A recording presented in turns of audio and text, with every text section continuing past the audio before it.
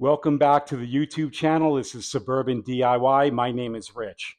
We are back onto the Dewalt air compressor. If you've watched some of the videos in the past, you'll know that we bought this a few years ago, unboxed it. We've been able to use it for a lot of different jobs. It was working great until we had a problem, and that was the regulator. And the regulator is still not operational. It stays wide open, almost 150.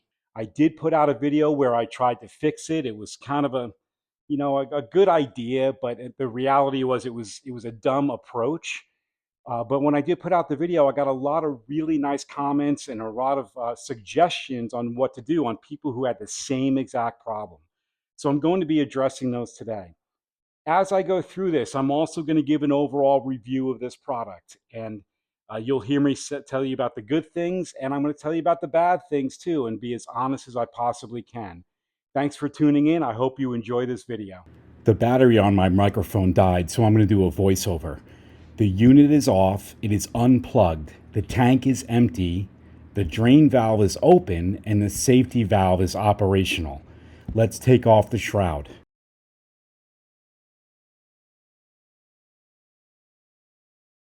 Many of the comments were actually suggestions. One of them, for instance, was to replace the entire manifold. Another one suggested we drill out the tiny little set spin on the regulator knob. Another one suggested that we turn really hard on the knob, which is where we're starting. Cranking the knob actually shears the set pin. The instruction manual has a section on replacing the regulator. After removing the safety valve, it says to remove the hose clamp and the pump because the fix is to replace with a new manifold.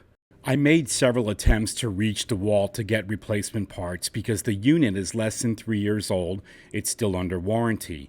All attempts failed, including choosing a date and time for a callback.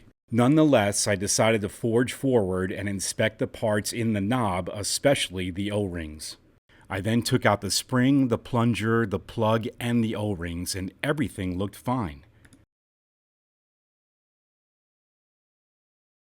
At this point, I decided to reassemble and test it.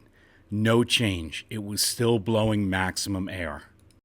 Several of the comments came from people experiencing the same exact problem. One comment stated they've lost faith in Dewalt. Another was super critical on Dewalt's design and said it was not worth the time or money to repair. I agree. I've achieved diminishing returns and the compressor is no longer safe to use. The net, the design is poor.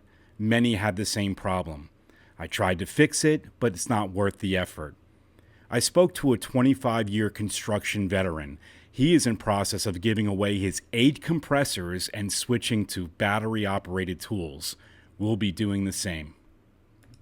A genuine and sincere thank you for all who watch our videos, especially those who comment with kind words of encouragement, recommendations, suggestions, and even questions. We do lots of different DIY projects. It's your comments that keep us motivated. Thank you, and thanks for watching. If you'd like to see more DIY videos, check out the Fixing Cool Things playlist. Thanks for watching.